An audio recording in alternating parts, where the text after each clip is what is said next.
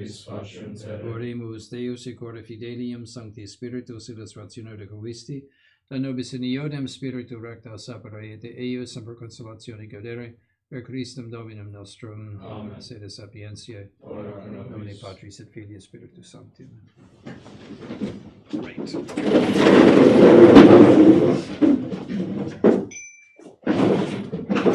So on page 85, we're talking about the true way of obtaining the unity of Christendom, that is, bringing heretics and schismatics back. So it's very topical for today. Don't forget this was written 125 years ago. And it's in response to the Anglican movement of the branch theory, most of it. In other words, it's saying the only way you can achieve unity is to come back to the Catholic Church. Yes? Your Excellency, I think we're on page 93. Oh. All right. October 8th. Oh, you're right, October 10th. But anyway, if you look at your supplement, page 26, you'll see the entire text of Cardinal Patrizzi, and it pertains very much to what's going on today. That would be on page 26 of the supplement, which I'd like to read.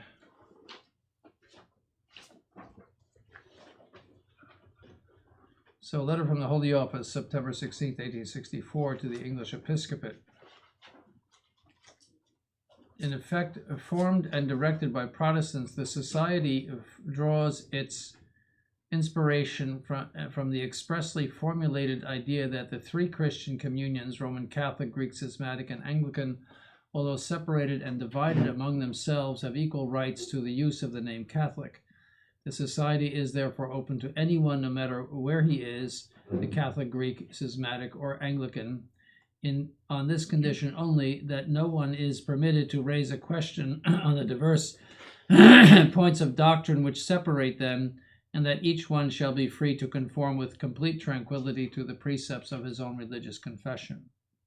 The Society prescribes for all its members the prayers to be recited, and for the priests the sacrifices to be celebrated for this intention, namely that the three Christian communions in question, which together form, as it is supposed, the Catholic Church, may in the end be united to form a single body. So this is, as I said, very topical.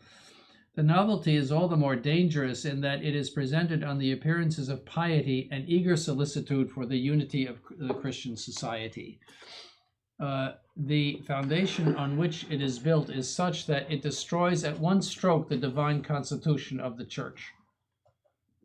Very important phrase. So that's anti-Frankenchurch. Everyone knows what Frankenchurch means? Oh, okay. It can be summed up in this proposition that the true Church of Jesus Christ is made up of one part Roman Church, established and propagated throughout the world, and one part the schism of Photius and the Anglican heresy, both of which have, with the Church of Rome, one same Lord, one same faith, one same baptism. To bring about the disappearance of the dissensions which rend these three Christian communions, to the great scandal of all men, and to the great harm of truth and charity, the Society orders prayers and sacrifices to obtain from God the grace of unity. Surely Catholics desire nothing so much as the disappearance from among Christians of all schisms and dissensions, and that all should be eager to keep the unity of spirit in the bond of peace. This is why the Catholic Church prays and invites the faithful to pray to Almighty God that all those who have left the Holy Roman Church may be converted to the true faith, may abjure their errors, and return in grace to her fold, outside of which there is no salvation. See, that's not very ecumenical. See.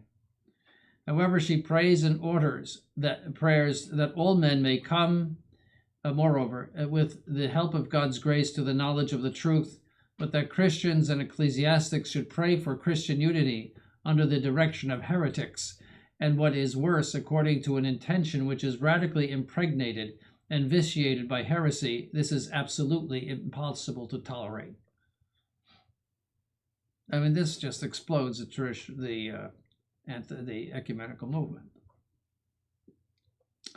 The true Church of Jesus Christ is established by divine authority and is to be recognized by the 4 marks which we profess in the Creed. And each of these marks is so bound up with the others that they cannot be separated. Hence it follows that the Church, which is said to be and is truly Catholic, must shine at the same time by reason of the prerogatives of unity, of holiness, and of apostolic succession. Notice that. The Catholic Church is therefore one with the visible and perfect unity which is worldwide and of all nations, one with that unity whose principle, the indefectible source and origin, is the supreme authority and preeminent primacy of Blessed Peter, the Prince of the Apostles, and of his successors in the See of Rome. And there is no other Catholic Church than this one which, built on Peter alone, rises a compact body united by the bonds of faith and charity. All right, and that's a reference to St. Paul. This is what St. Cyprian professed in all sincerity when he addressed himself in these terms to Pope Cornelius: in order that our colleagues prove firmly and hold to you and your communion, that is, the unity of the Catholic Church as well as charity.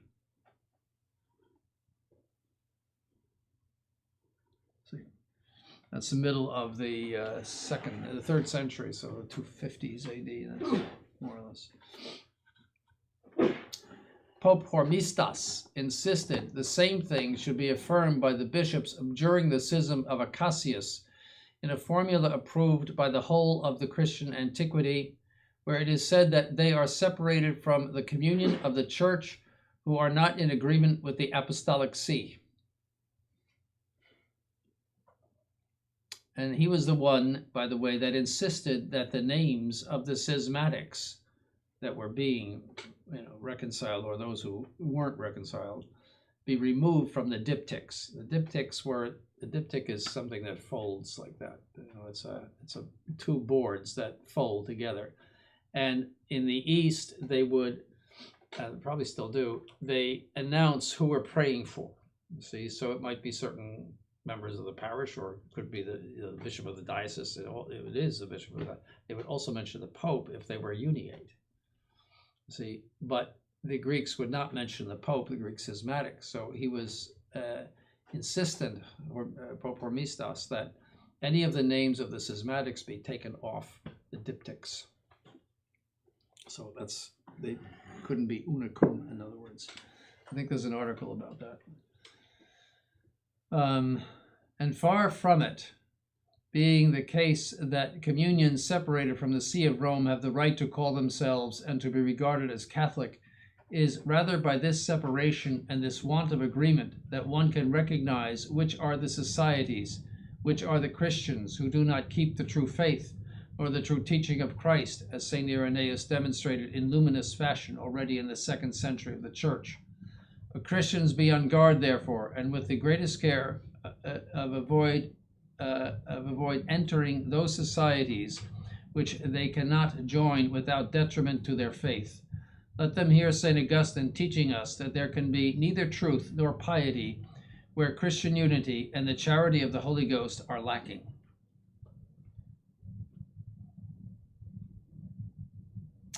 Another reason for the faithful to remain outside of the London Society is to be found in the fact that its members favor indifferentism and are a cause of scandal. The society, at least its founders and directors, profess that Photianism and Anglicanism are 2 forms of the true Christian religion in which it is possible to please God, as in the Catholic Church, means of salvation. But if these differing Christian communions are prey to dissensions, it is without loss to the faith, for the faith remains one and the same for all communions. This is the scourge of religious indifferentism, pure and simple.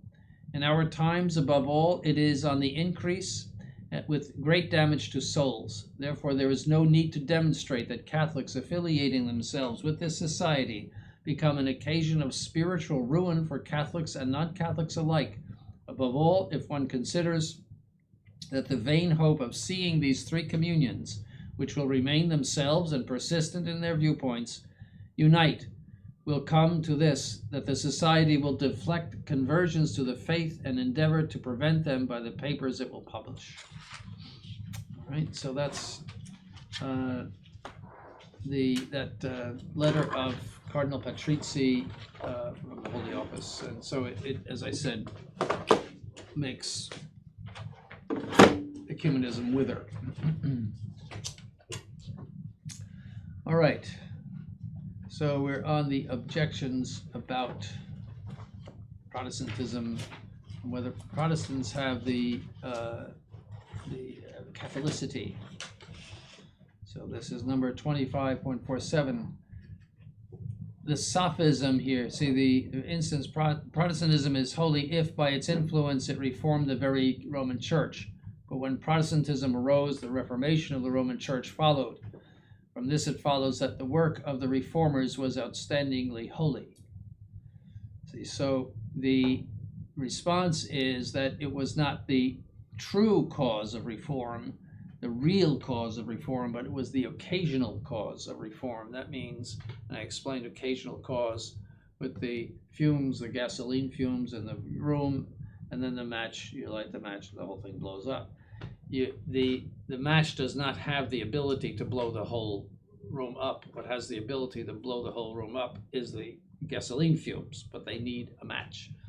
So yes, the Reformation was, you might call, a wake-up call for the Catholic Church to just do away with many abuses and certain laxisms, you might say.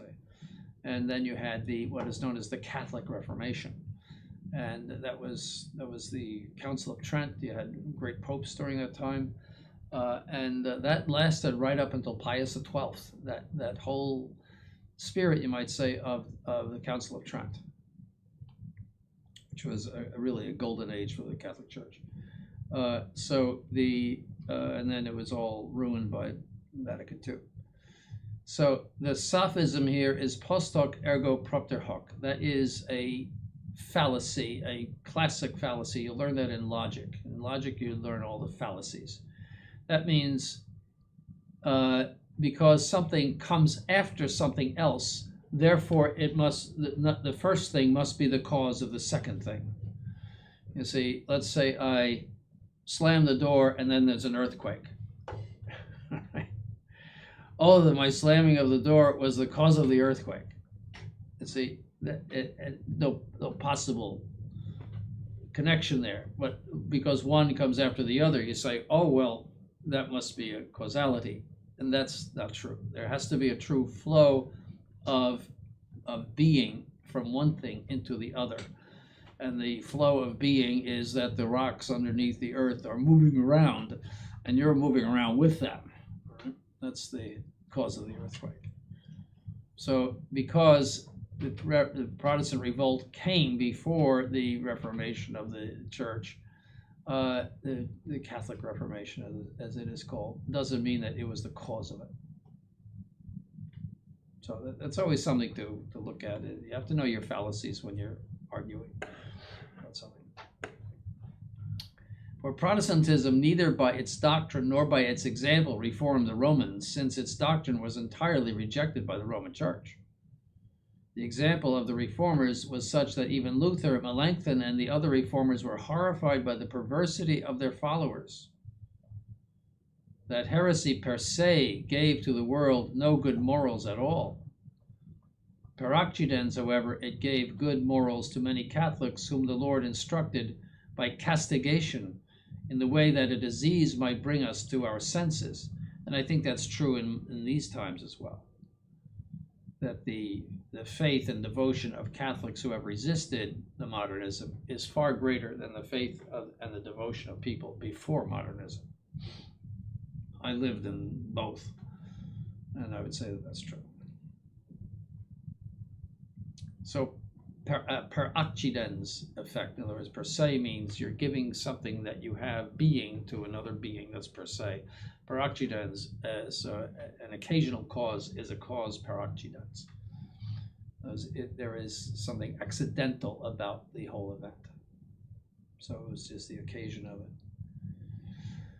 So you had the rise of many religious orders and many very great saints and so forth. Again, I say Protestantism gave no new good morals to the world, not to the individual, nor to the family, nor to society, because of that promulgation of free examination of scriptures and faith alone. That means you can make your own religion and make your own morals, etc., and they did. Faith alone. Have a reservation in heaven. So whatever good things it manifests, it has received from the old church. See, so whatever there is of truth in Protestantism, and all false religions have some truth, either comes from the church itself or comes from the natural, what we call natural religion, that God exists, he's omnipotent, etc.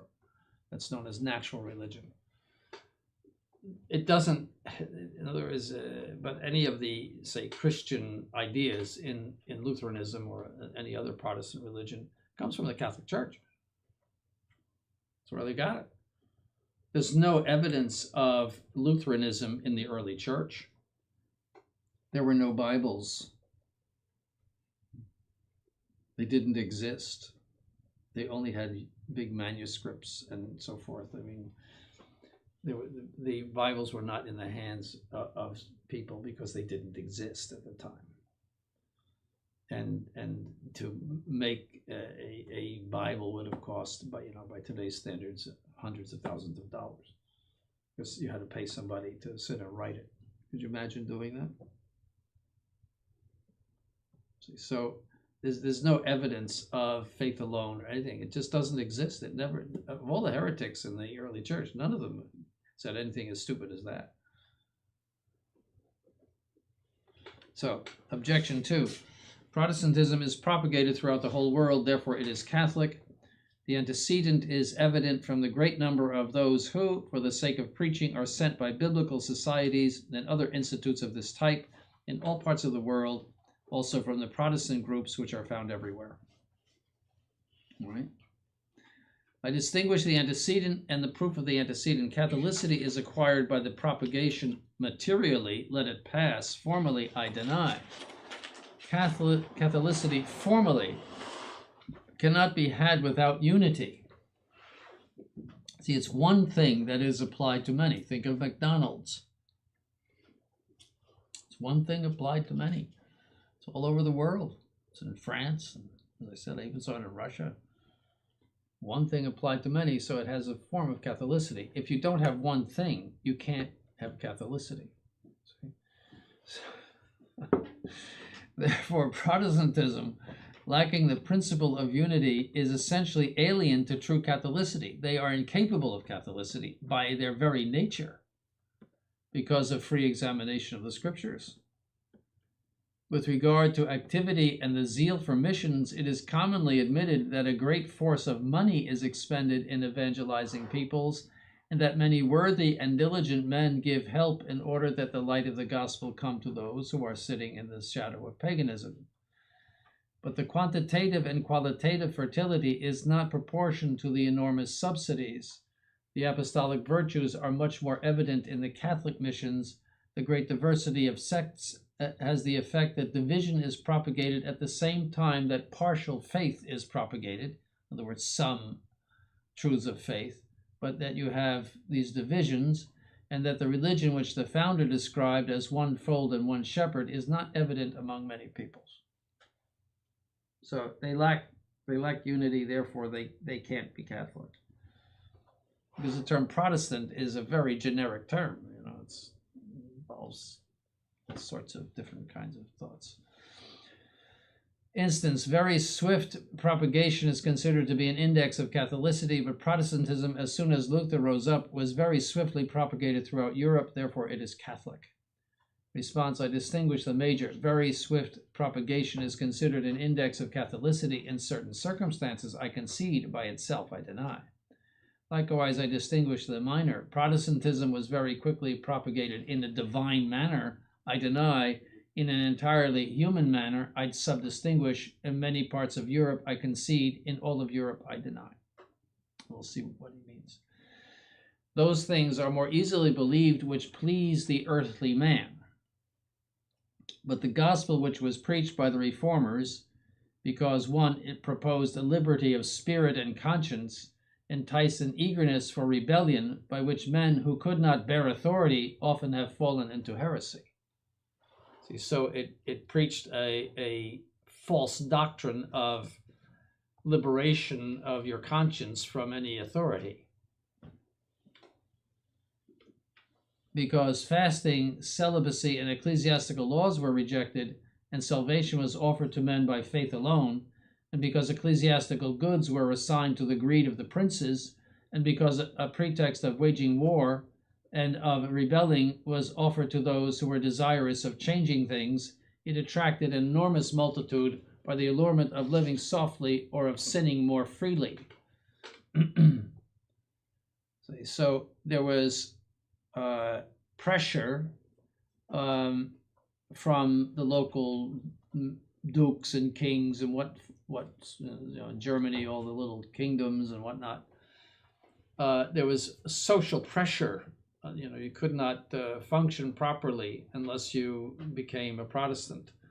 Also, there was the idea of faith alone. Well, let the maid come in. That was very enticing to people who were inclined to sin. This is one of the reasons. But the very important was that social pressure from the rulers, because and as I said, they stood to gain so much property by taking it away from the church. Suppression of the monasteries in England, for example. He would take those monastery properties and give them to his friends.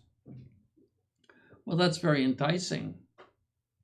See, so whereas in the Roman Empire, the Catholic Church had everything against it. As I said, telling the Romans that they had to abandon their gods which protect Rome, supposedly their idols, and worship a crucified Jew. As I said, they were not highly esteemed in the Roman Empire, let's put it that way. That if by these apostles who could hardly read and write, or fishermen, Jewish fishermen, everything is against you there. There was no help from the state. Absolutely not. You're put to death from this, the state. And so that is a sign of its divine help. In other words, but to if the Caesar said, "Oh yeah, sure, come on in, and we'll set you up in a big church and everything like that," you would have the divine help would not have been there. Now, finally, when after almost 300 years, 300 years is a long time. 250 years ago was the Declaration of Independence. So it goes back to 1725. That's when Bach was writing music. Handel, Vivaldi. Let's see, who was Louis XV was the King of France. That's a lot of time. And finally, Constantine, yes, did favor Catholicism, and but actually, believe it or not, that weakened the church because people came in because it was fashionable, and the fervor of the church after Constantine was not as strong as it was before Constantine, because you had to be ready to die in order to become a Catholic, and die in a horrible manner. Whereas afterwards it became fashionable. I mean, the emperor is Catholic, so I don't know. There was an attraction that way. However, it does, when the church is established that way, it makes its growth much easier. In other words, so I mean, it's not to say that was wrong, but it is to say that there would be convergence because it was profitable thing to do. In other words, they might gain the favor of the emperor. See, so there was a certain decline in the fervor of Catholics during that time. You know, I mean, that doesn't say they were bad, or it's just a decline, because the early church was extremely fervent, because you had to accept death to be ready for death anyway, or a very reduced social existence. So it's something like now where you have to, in order to profess the Catholic faith, you have to go through a lot of trouble and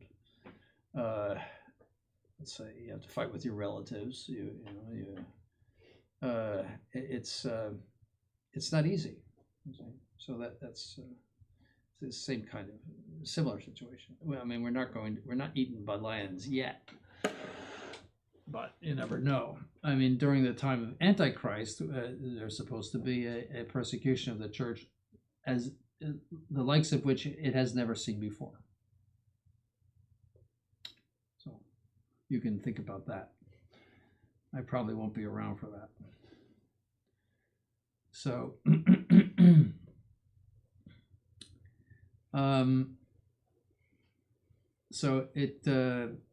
so number 3, since the condition of the times was such that many were imbibing mentally the doctrines of the pagans, that was the Renaissance, don't forget, and discipline in many members of both clergy had almost ceased.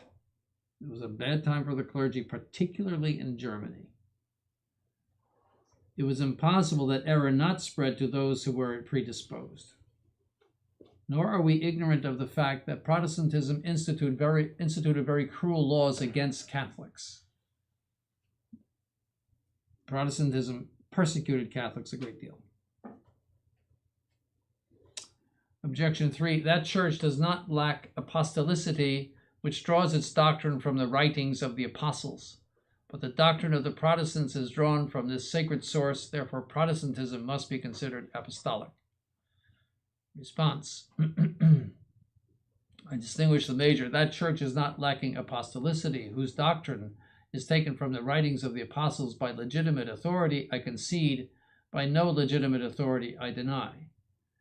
That which must be investigated because of the marks cannot be called itself a mark. See, a mark is something that is readily seen, not something that you have to dig in order to find. For this reason, the external and public fact of apostolicity is required in order that it be evident whether among Protestants the true understanding of Scriptures exists or in the Roman Church. But the public fact of apostolicity is the legitimate succession of pastors. See, so that's what you're looking at, a single institution that comes from the apostles. You don't have to dig in order to find out who is teaching the right thing, because that's not a mark. That requires a lot of research. Therefore, we have the right to reproach the Protestants with this most basic sentence of the Fathers: let them produce the origins of their churches, let them show the order of their bishops.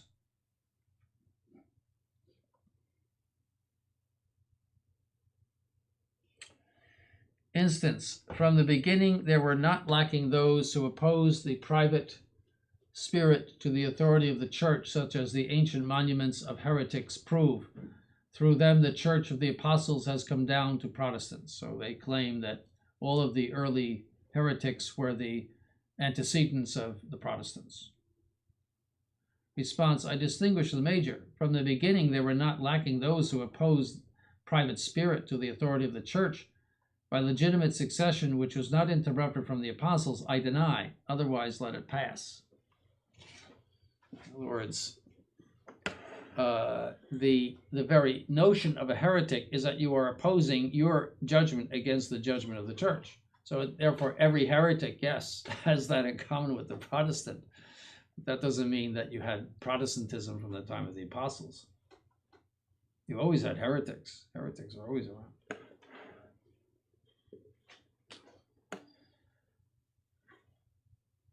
And St. Paul says that heresies are permitted in order to prove the faith of of the Catholics. That's a real big paraphrase, but he says essentially that.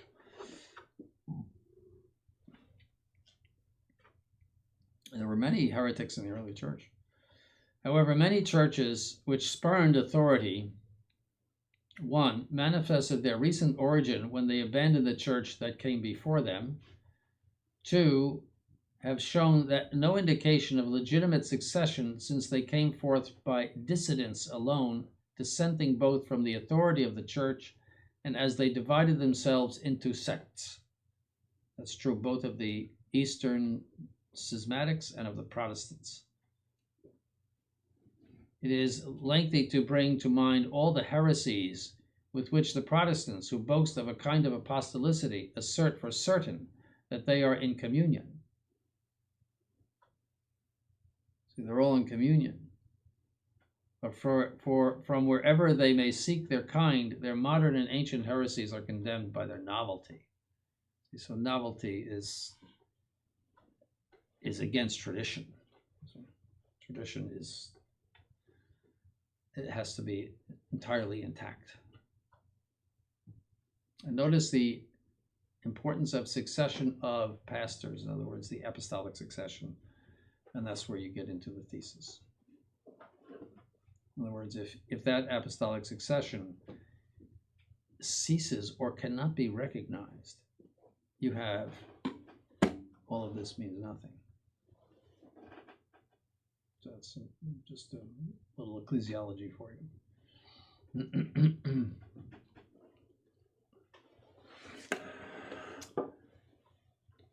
So whether holiness, Catholicity, and apostolicity pertain to Phocianism, the schismatic churches have received the name of Phocianism, so we're putting them all into one big happy family. We do not want to, in any way to assert that each one of the schismatics is evil in the sight of God, who are members of that group in good faith, and who obtain the most efficacious means of eternal salvation in the truths and the sacraments which Phocianism took from the Roman Church. Right, so that's against Feeney. So they have, in principle, valid sacraments. In principle, because, again, there are many different kinds. And I think Pius XI, if I'm not mistaken, gave the schismatics the faculties to absolve, if I'm not mistaken. Pius XI. Yeah. But they have a valid Holy Eucharist. So if they're receiving that in good conscience, they're obviously not sinning thereby. And so it's against Feeney. And it's possible, yes. Gave them power to absolve, or faculties to absolve in like an emergency situation? No, I think even in their confessions. Oh, wow. Yeah, I'm pretty sure he did. Because they're probably all in good conscience, in the sense that, they're born into those churches. They told, by their parents, the Roman Church is bad and this and that and the other thing, and it's very tied to their nationality. See, Catholicism is not tied to nationalities, but those, the Greeks, I don't know if you know anybody that's Greek, but they tend to be very nationalistic and very proud of their heritage and culture, which is understandable. But their religion is bound up with their Greek nationality. In other words, what else would you be if you're Greek? You have to be Greek Orthodox. And the same is true of the Russians and the various other Eastern peoples. In other words, it's all bound up with the nation and the blood, you might say. And so the idea of becoming a Catholic would be like stopping to be Greek or ceasing to be Greek, and how could you do that? It's just part of them. So you don't see too many converts from that.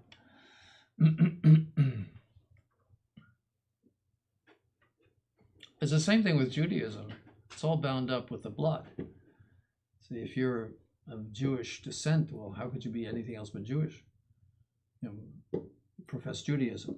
So that's a difficult conversion as well. We just had one in Ecuador, as a matter of fact, a Canadian Ecuador.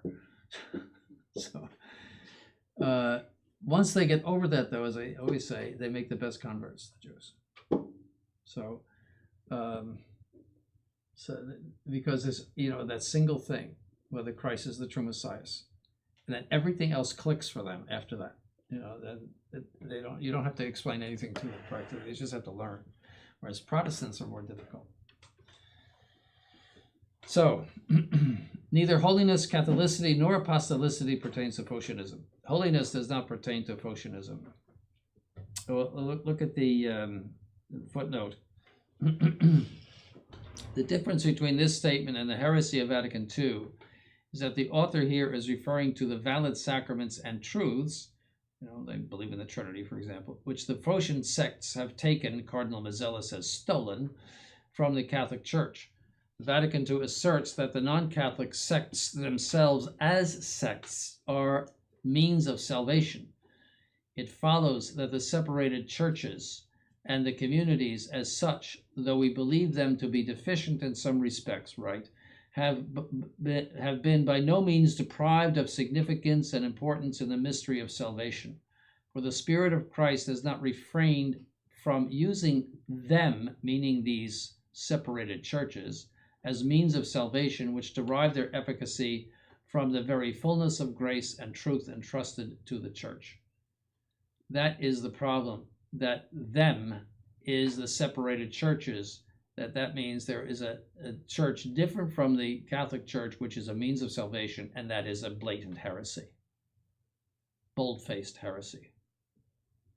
You see, it's one thing to say what the author is saying, that, well, those in good conscience might save their souls because of their invincible ignorance and their access to valid sacraments. That doesn't mean that Phocianism is a means of salvation.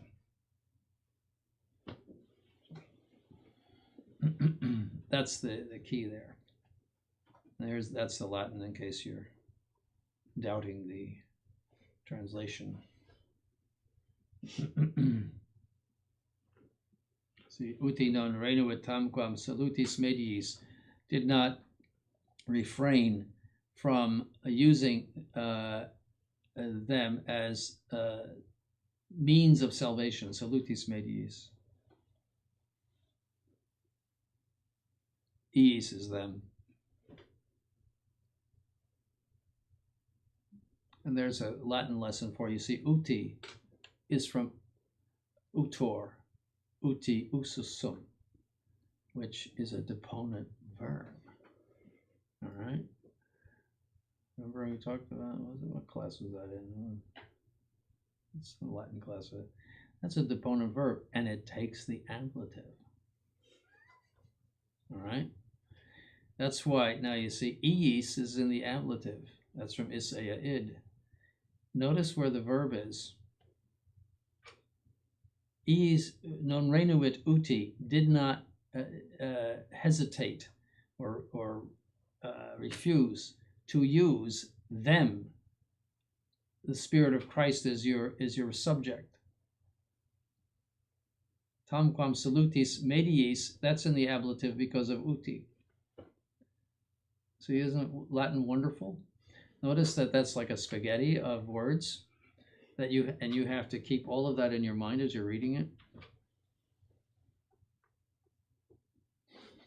it. So, welcome to Latin.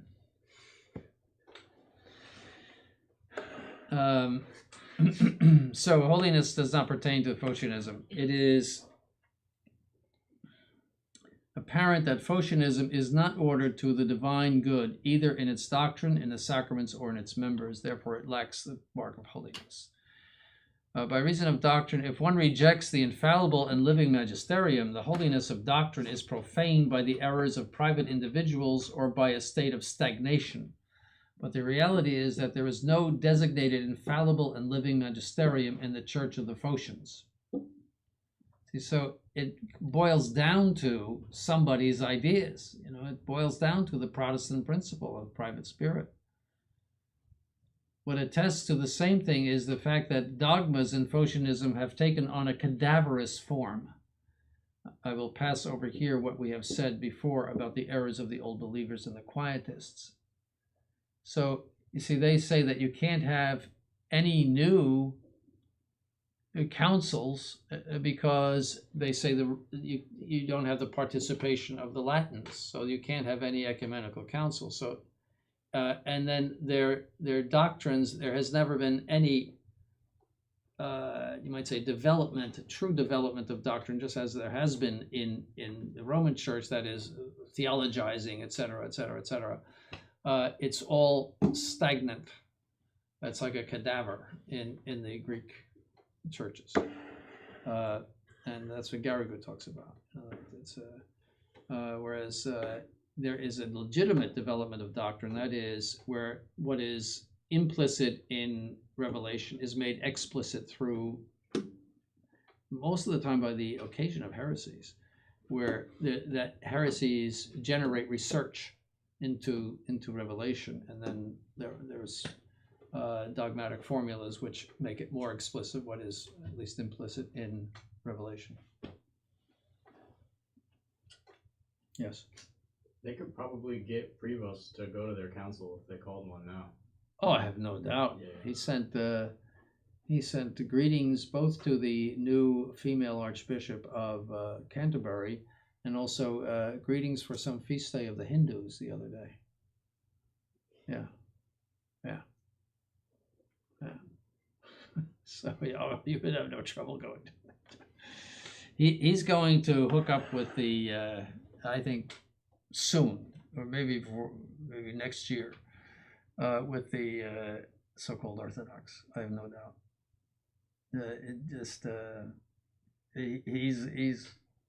He's on a he's moving very fast.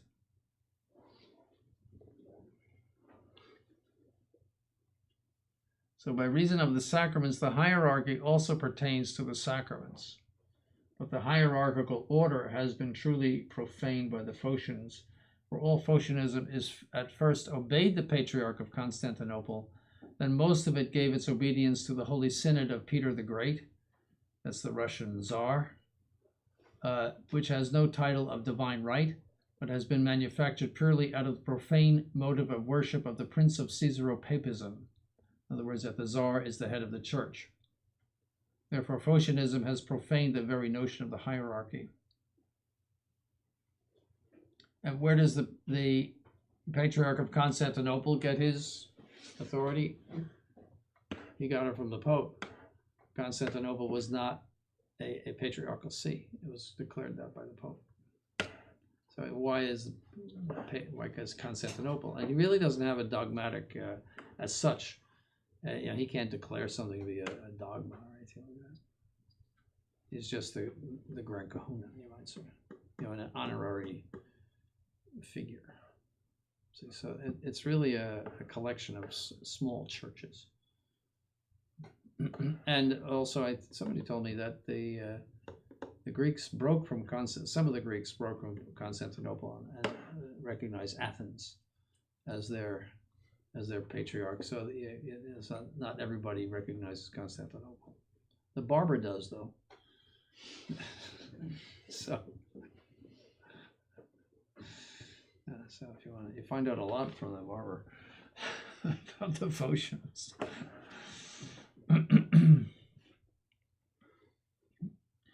So by reason of its members, Phocianism has perverse founders. They have not produced holy people worthy of the name.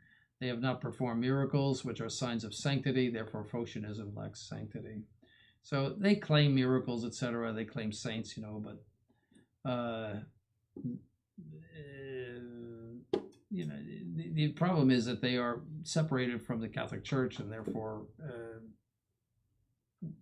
miracles cannot be true if they are not in confirmation of the truth. So, and saints, you could have people that are, let's say, pious in those sects, etc. But saints, no. So the principal authors are Photius, Michael Cerularius, Gregory of Cyprus, Mark of Ephesus, Peter the Great, the Tsar. So those are your big figures in that. Photius was condemned by the Eighth Ecumenical Council for nefarious crimes. He was ambitious, at times a contemner of power, and and at times a flatterer of it. It is certain from unassailable historical proofs that he was a falsifier and full of frauds.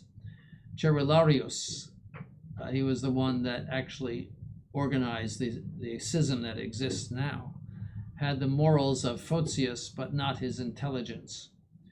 George of Cyprus denied the faith of Rome, which he had vehemently defended because of an ambitious seeking of the patriarchate, and ejected John Beckus, the legitimate patriarch, from the see of Constantinople.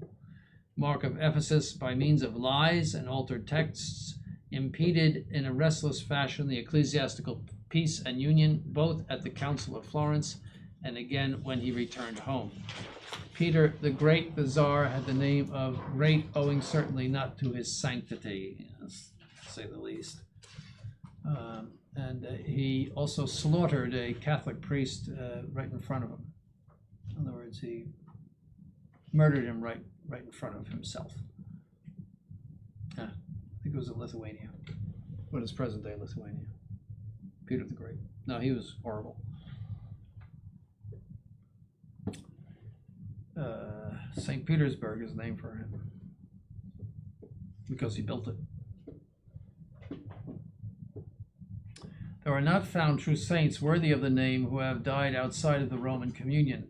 The saints, however, whom the schismatics list in their menologies and hagioptics, that means their list of saints, either did not leave the Roman communion or lacked true sanctity. This is evident, one, from the defect of arguments by which the Greek Russians have confirmed the holiness of even one schismatic man, two, by divine ordination. For the excellent charism of sanctity was promised to the group of unity, but the schismatics died outside of the Roman communion, whose unity we have proven. Furthermore, the religious institutes, pious societies, etc., either have no vitality in Photianism or proceed more from civil prudence than from religion. So it's I mean, you'd have to prove all of this, you might say, but it certainly never had the vitality, you might say, of the Latin Church. There are no true miracles found in favor of the schism, for what is reported sometimes in favor of the separated church and against the union of Ruthenians with the See of Peter are not events which require a supernatural cause. Gobielov, and that's how you say that. The last EV in Russian is off. Just so you know that. Gobielov, in his book which he wrote about Peter Mihila, the Metropolitan of Kiev, alleges strongly that divine miracles took place in favor of the schism, but Martsyov, an expert in Russian affairs, affirms that these miracles can be explained in a manner which is not supernatural. So again, that, if you wanted to prove all that, you would have to do a great deal of research. There's the 3-volume Photius in German, if you want to. It's in Frakturschrift. If you want to read that, you can learn German and the Frakturschrift. That means the old German, it looks like Old English type. You can read that on your own in your spare time. Cardinal Hergenrother, who was very anti-liberal, very in charge of the Vatican Library, he wrote 3 volumes on Photius. But yeah, you could inform yourself a lot about this. Again, you don't, except for the barber, you don't come into contact too much with these people.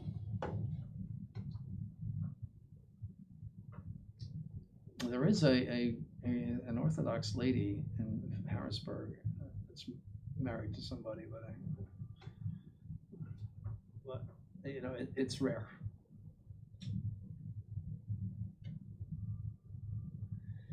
Most of the time, in any case, you have to address the primacy of Rome. Once you get them to recognize the primacy of Rome, again, everything else clicks. Because that's where it all is. I mean, does the Pope have the right to ad filioque or not? Is he the teacher of the Catholic Church? Can he alter the creed according to the truths of the faith? Augment it? In other words, in that sense, augment the creed? Sure. That's what Nicaea did to the Apostles' Creed. It augmented the creed. That's what Constantinople did to the Nicene Creed. It augmented it. So it comes down to who's the boss of doctrine.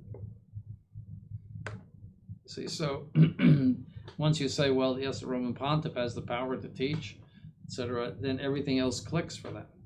It's just the same as the Jews. It's not the same with Protestants. See, so that would be the thing to argue with somebody who's a schismatic, because the source of all of their errors is the schism. You know, their belief in divorce and remarriage, for example, their lack of belief in purgatory, their lack of belief in the Immaculate Conception. It all comes down to the authority of the Roman Pontiff. So that would be the way to convince them.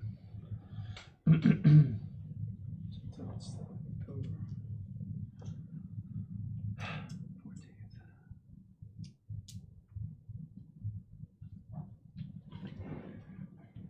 We need another.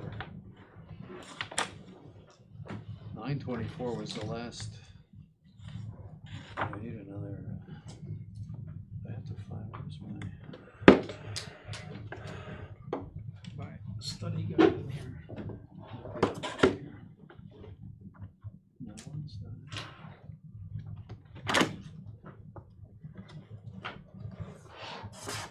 I'll have to find a study guide to determine. I'll have to do it next time. All right.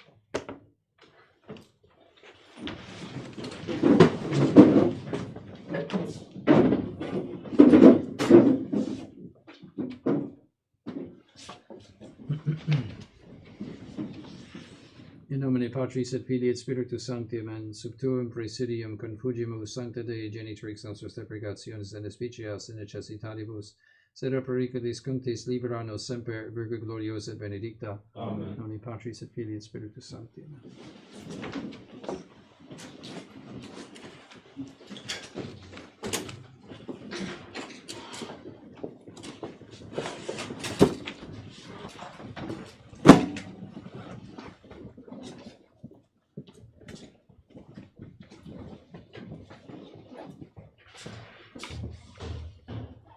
Was he there or not?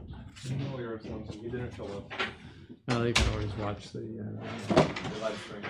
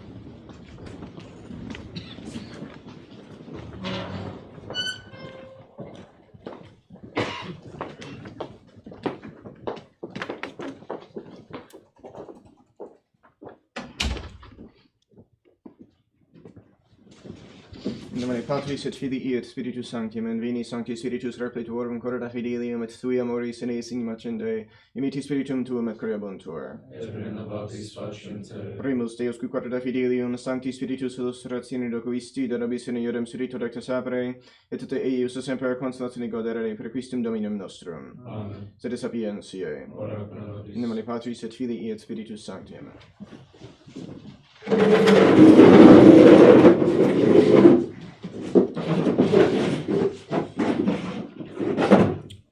Alright, continuing on with Acerbo Nimis, and this is one of the encyclicals of St. Pius X.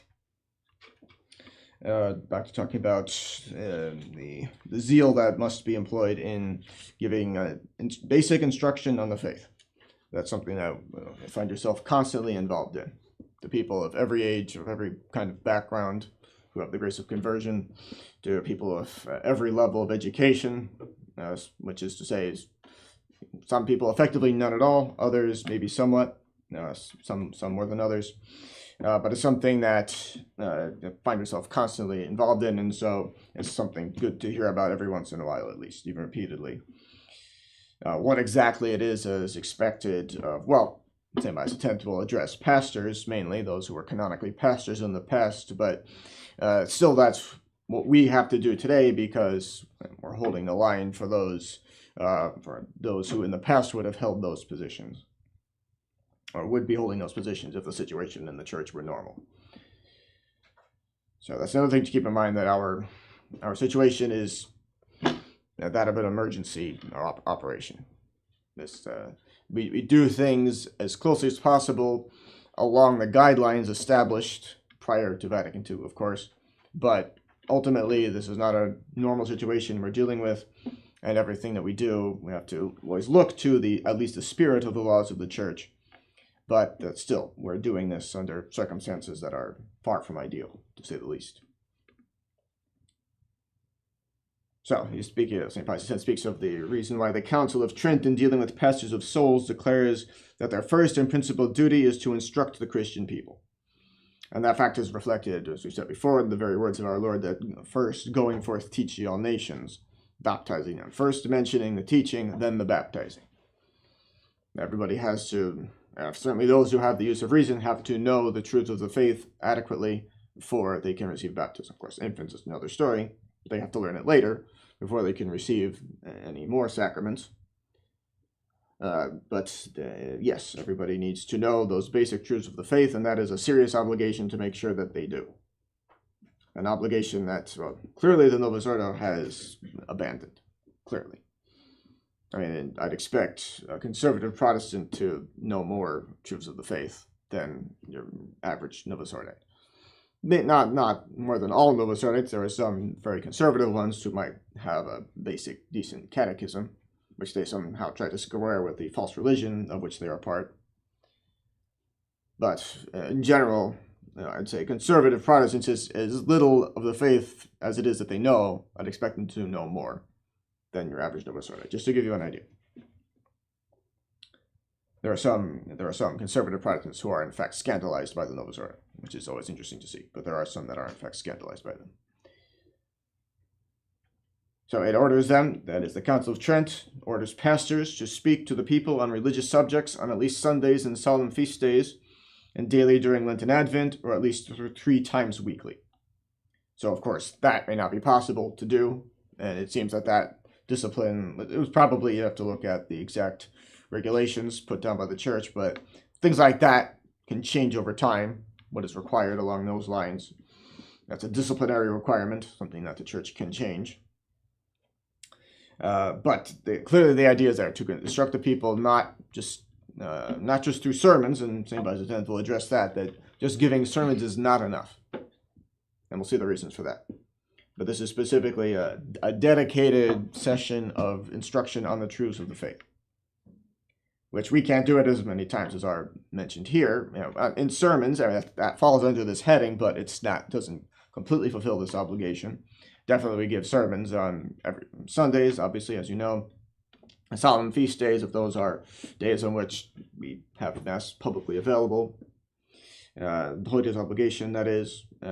Daily during Lent and Advent, unfortunately not. That would be very good, and the reason is that if you actually look at the daily masses assigned for Lent, that those are actually very important for, in a sense, filling out the cycle of the selections from sacred scripture appointed by the church to be proclaimed aloud during the Mass. Many very famous instances from the Gospels are related in those Gospels. So during Lent, you have not only Sundays. It's generally expected that when you give a sermon on a Sunday, that it has something to do, some connection with the epistle or the gospel for the day. It doesn't necessarily have to be, but there's a general expectation that there be some connection.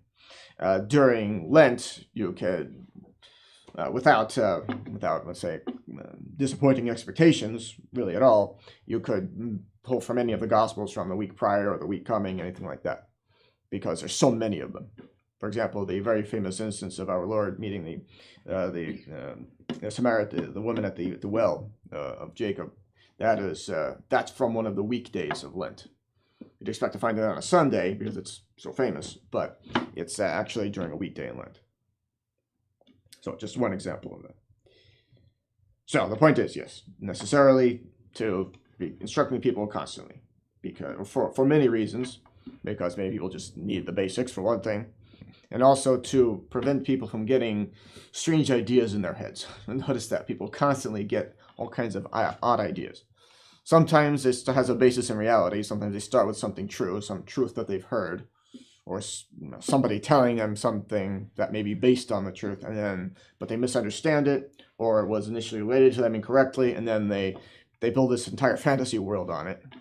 They have all these crazy ideas. They perform all kinds of faulty reasoning on that basis, and then they end up with all kinds of crazy conclusions. And then their minds are blown when you explain, actually, it's a very simple misconception at the beginning of their reasoning, and then their minds get blown. So, because of just how convinced they were of all that falsehood, you get disillusionment. If they're in good faith, they'll accept it, of course. If they fall into errors, any kind of errors in good faith, they'll accept the explanation of the truth when it is proffered to them. But it is necessary to make sure that that explanation is in fact proffered to them, because otherwise they'll just continue in their odd ideas and all kinds of things. You never know what they'll come up with next. It's impossible to anticipate what the next thing will be. It's something different every time. Moreover, it declared, it being again the Council of Trent, declared that parish priests are bound, at least on Sundays and feast days, to give instructions in the truths of the faith, either personally or others, or either personally or through others to children, and to teach them obedience to God and their parents. So yes, you'll find yourself giving catechism lessons to children in preparation for our First Holy Communion. And of course, in those instances, the explanations have to be quite basic, because that's all they can handle.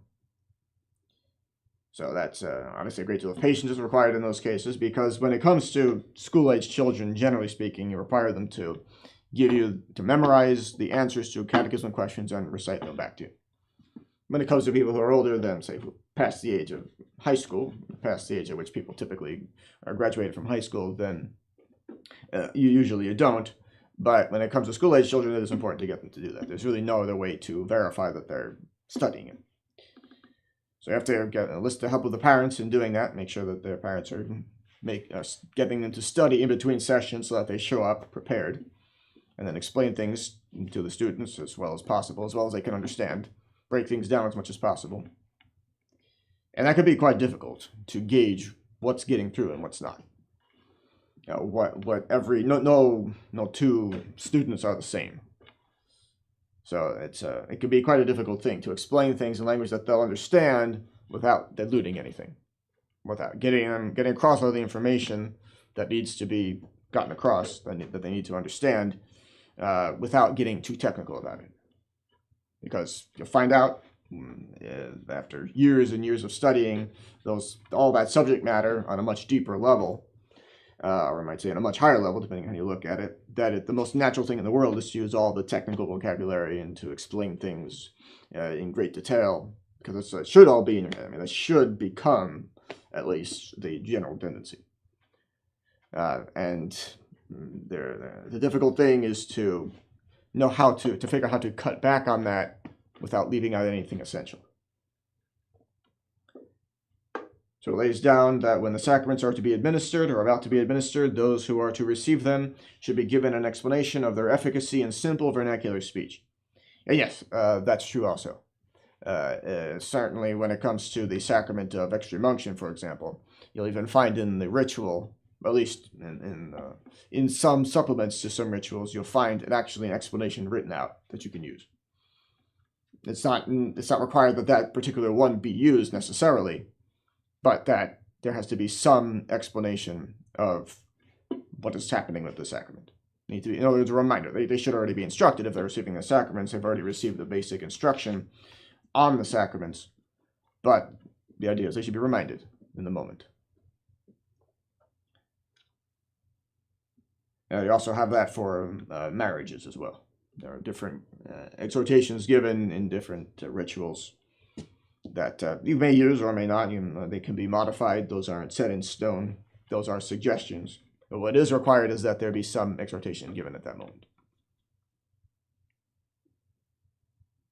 So our predecessor, Benedict XIV, in his Constitution Itsi Minime, summed up and defined more closely these prescriptions of Trent.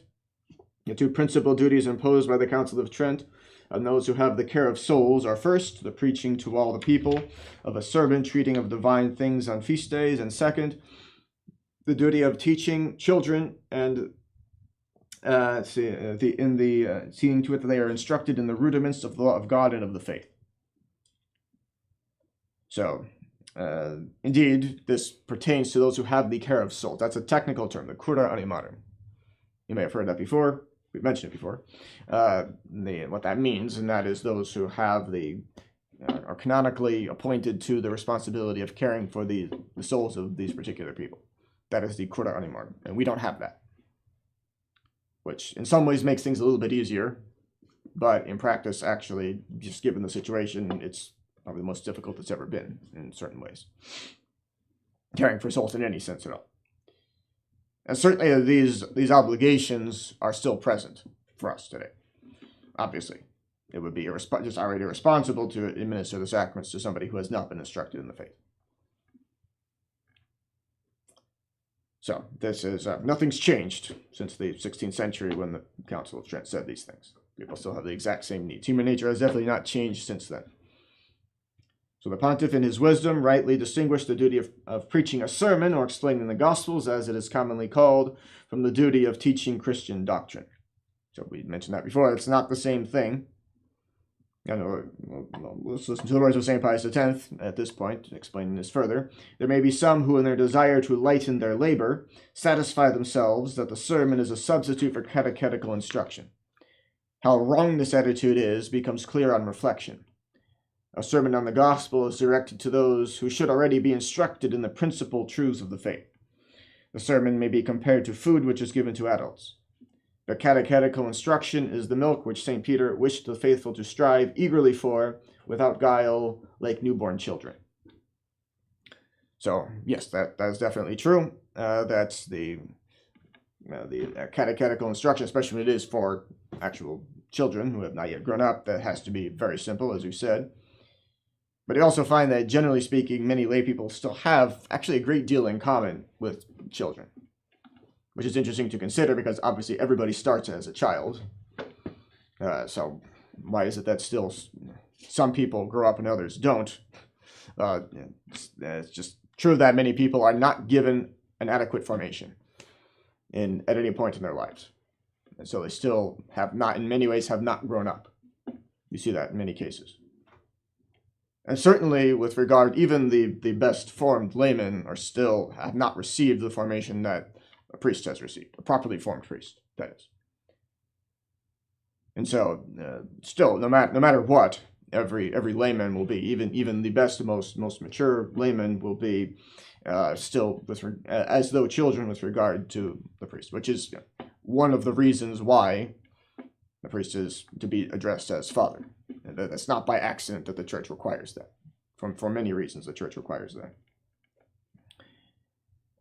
So you see that many people are still in many ways as though children. The way of understanding things is and for better or worse, childlike. So everything has to be explained very simply, even to adults. So it still have to keep that in mind even when talking to someone who is actually in fact grown up. And that can be a delicate thing, a very difficult thing to do. How to exercise prudence correctly in any given situation can be quite tricky, because you are not dealing with literal children in those cases, obviously.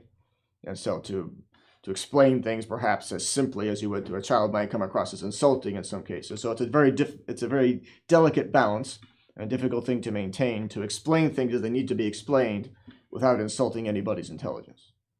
To say things, especially when you're addressing a group, and this applies both to sermon and to catechism, to a catechetical instruction, on a more basic level, that you have to keep in mind the audience. And so keep things interesting for those who might know some things already. Maybe some places we go, you might end up saying Mass in places where Bishop Seymour has been giving sermons for decades. And the people in those places will know a bit more than people in a mission that we've just started in some place where maybe His Excellency never has even visited, for example, or any well-trained priest for that matter. And so you have to know the audience, so to speak. You have to it's actually easier, though. You'll find you might think, okay, well, people know more, they might be more demanding. It's actually easier because by the time you're giving sermons, theoretically, if you take everything certainly that you get here and process it correctly, you will certainly have enough by then that you could speak a fairly advanced level on pretty much anything you'd be expected to know about as a priest. By the time you're a deacon, that is. Only a year out from ordination, typically. You know enough that you end up performing as a deacon many functions of the priesthood. That's to say, many things that you see a priest doing are things that also deacons are allowed to do. The church grants her powers gradually. So preaching sermons is one major thing that you start doing as a deacon. So by then you know enough to give a sermon. And you find that it's actually the better informed audiences are the ones that are easier to address. Because that means that you can go for things that you will find once you yourself have covered the basics, you're able to talk about things that are more advanced.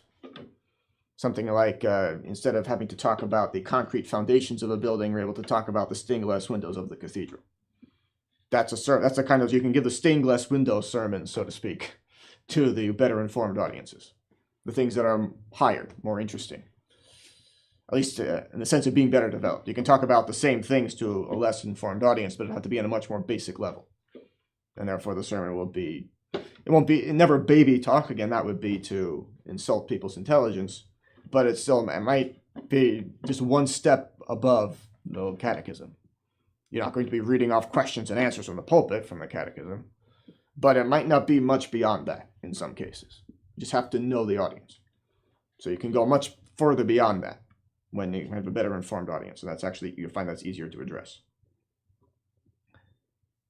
But yes, and coming back to the theme of the catechetical instruction being like milk for the newborn children, yes, you have to keep in mind that pretty much all laymen will be like children to the priest, with regard to the priest. And that includes even those who might be experts in their fields, for example. Just have to keep that in mind. That they still, even the best, in that sense, the best educated laymen still on certain points will need very simple explanations of things, as though to a child. But not to an actual child, so it has to be given respectfully, obviously as one adult to another, one man to another, so to speak.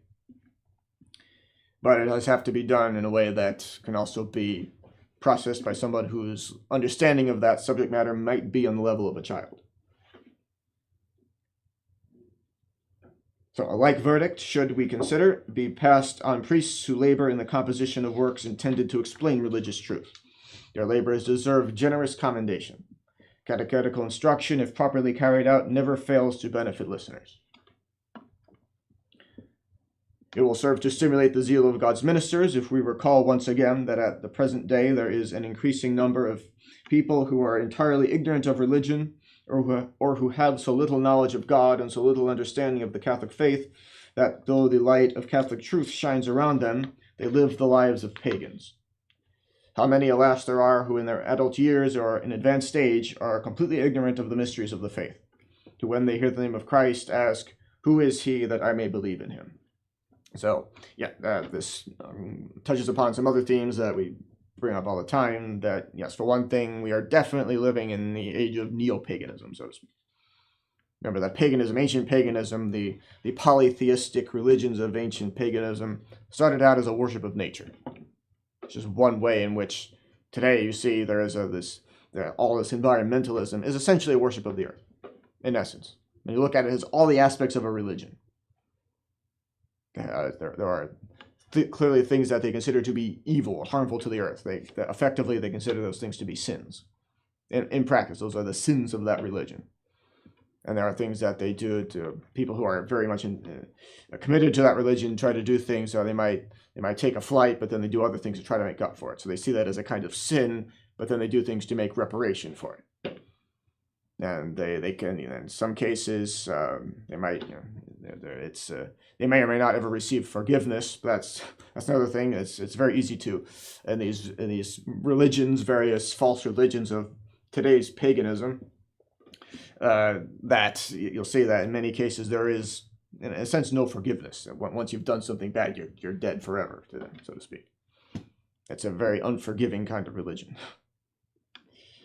There might sometimes be some kind of forgiveness, but the point is that you said those are just scratching the surface. Obviously, the more you look at it, the more you see, the more aspects of a religion that there are.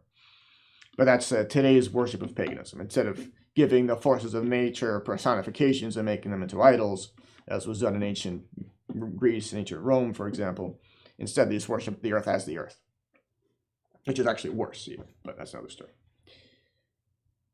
But then again, also he says that there are those in their adult years or even advanced age are completely ignorant of the mysteries of the faith. Indeed, that's coming back to the theme that, like people, almost all of them, in some way, even the most mature, and definitely many of them are not to be considered amongst the most mature, are still, whatever their age is, still as though children with regard to the priest. In that sense, think of it that way, that the priest is, in some senses, ageless. That doesn't mean that age gets you nothing in the priesthood, or experience. That obviously is in everything engaged in by human beings. The more experience you have, and the more you deepen your knowledge of things that you already do know, or perhaps learn things that you hadn't quite realized before, still, you would definitely improve in that sense. And obviously, a much older and more experienced priest would be much better than a younger priest who was just ordained, for example. But with regard to the laity, the priest is in a sense ageless, and that's definitely how. Keep that in mind. That's how the lay people see it. I mean, they don't even really distinguish between priests and seminaries. If you're wearing a collar, they'll address you as father. I mean, some people who really know everybody on an individual level will keep in mind who's who, obviously. But generally speaking, if you're seen in a collar, you're a priest. So that sometimes people need to say that you're not a priest yet. But that's how people see it. And definitely that's how once you're ordained, that's how definitely even traditional Catholics, those who go to our mass centers, even will still see it, that we are expected to pretty much know anything that you could possibly be asked from the first day of your ordination. As soon as you have the title Father, you're expected to know everything. Expected to know everything that they could either ask you or the priest who has been ordained for 50 years. And they expect you to be equally knowledgeable. You wouldn't be, but you'd be able to answer things adequately. That's for sure. Right, give me the next time. Patris et Filii et Spiritus Sancti men subtum presidium confugimus sancti Dei genitrix, nostras supplicationes et spicias in necessitatibus, sera periquis cunctis libera nos semper Virgo gloriosa benedicta. Amen. In nomine Patris et Filii et Spiritus Sancti.